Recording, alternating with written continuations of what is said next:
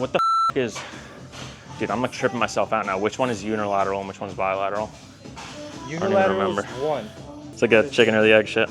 All right, if you guys are tired of looking like Quagmire in that one episode of Family Guy, you know. I've just been, checking out some of that internet. You okay? Yeah, I'm good. I'm just gonna go and check my mail over there. You know, if you got one arm that's bigger than the other, one leg that's bigger than the other, it's called a muscle imbalance. So I'm gonna take you through like the 4 methods I use to get, pretty much for the most part, get rid of all my muscle imbalances. When I started lifting again a couple months back, for example, like my right arm was way stronger, way bigger than my left arm, and they're pretty even now. So these are the 4 methods I use to kind of even them out, and we're gonna start off with the most obvious and move to some more obscure methods. So first one, obviously, is if you're doing a bilateral movement, for example, cable curls with a straight bar attachment, you essentially give the potential for one arm to overload compared to the other. So bilateral movement, theoretically, my right arm could be doing 60% of the load here, left arm doing 40, and all that's going to do is make the imbalance even worse. So what you really want to be doing when you have an imbalance is called a unilateral exercise.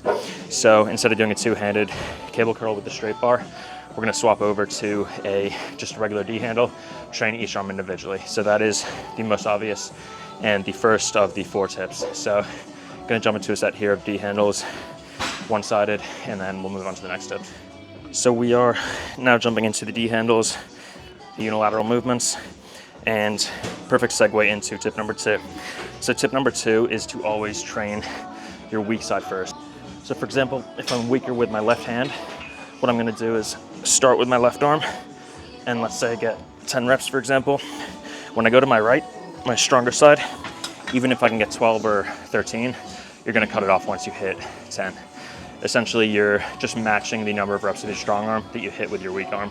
So again, if you do 10 with your left, that's your weak side. Do 10 with your right, even if you have more left in the tank, just cut it right there. You don't want to further that imbalance. Now, just quickly, I don't think it's a good idea to completely remove bilateral exercises from your plan. So if your chest, for example, is weaker on one side than the other, let's say you do incline dumbbell press, it's harder to get reps out with your left arm, I would still incorporate some bilateral movements like a regular barbell bench press. Just make sure that you're also working in isolateral movements. One of the other benefits with isolateral movements is that it works your stabilizing muscles much more. If you're doing a normal bench, your hands kind of stabilize each other. When you're doing single arm, let's say dumbbell press, it takes much more control. It's much harder to keep that dumbbell stable. So you're gonna be training muscles, for example, in your shoulders that you don't typically train as hard when you're doing a bilateral movement like a bench press. All right, so tip number 3 is gonna be, you're always gonna start, obviously, as we just mentioned, with your weak side, but now you're going to add the fact that you're gonna finish with that side too at total failure. So let's say, for example, I started fatiguing here, starting to get some partials, still enough energy to go with the weak arm, getting closer to failure, now I'm at failure. I'm not gonna try and bust out that last partial with my strong arm. We're gonna cut it off with the weak arm that we started the exercise with. So not only are we getting an extra rep with the weak side compared to the strong side, but you're also going till true failure with that weak side, whereas you're not with the right. So you're kind of doubling up on the anti-mismatch effect, let's say.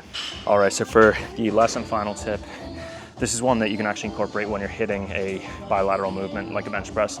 So essentially what you're gonna do is, you know, I'm a big proponent of training till failure. If you've been watching my videos for a while, you know it's pretty much every set I like to go till failure. But if you're really trying to get over an imbalance, you're gonna notice. So right now, let's pretend I had a bad chest imbalance. Let's say I'm approaching failure. So getting tough. If I start to notice that one side is dipping, so let's say it starts going like this, even if I know I can get 2 or 3 more at an angle, you wanna just rack it as soon as you can. If you try to push through that imbalance on the exercise itself, again, like with all the others, you're literally just furthering your imbalance. You're gonna be training proportionally more your strong side than your weak side. So you wanna cut that off as soon as you can, stop furthering that imbalance. And I think at that point, it would be a pretty good idea to move to isometric exercise or isolateral exercises. I'm gonna need a picture of that in the shower. Pause. All right. But the lighting. Yeah, you're good.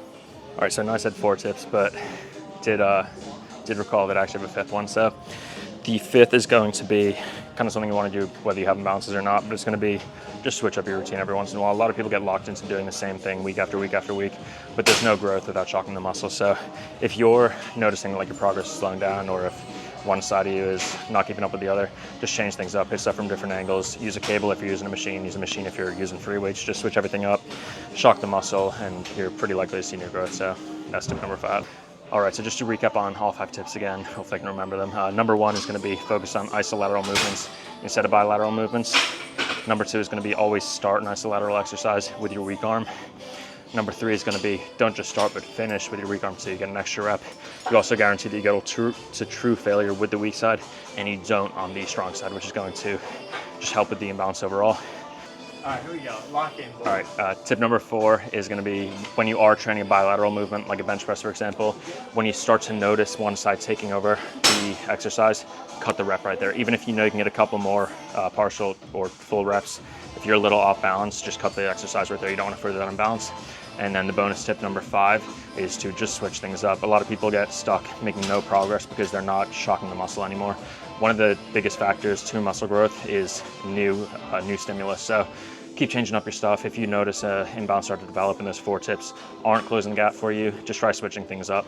And I'm sure that over time you'll see your imbalance starts to disappear. So hope you guys enjoyed. Please leave a like on the video if you made it this far. Subscribe to the channel, and we'll see you in the next one.